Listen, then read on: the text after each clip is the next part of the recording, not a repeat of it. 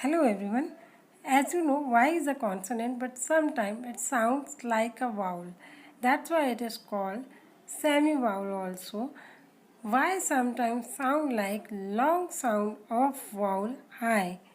Let's have some words. For example, cry, fry, dry, sky, fly, my, why, guy, buy, shy, July, style, cycle, rhyme.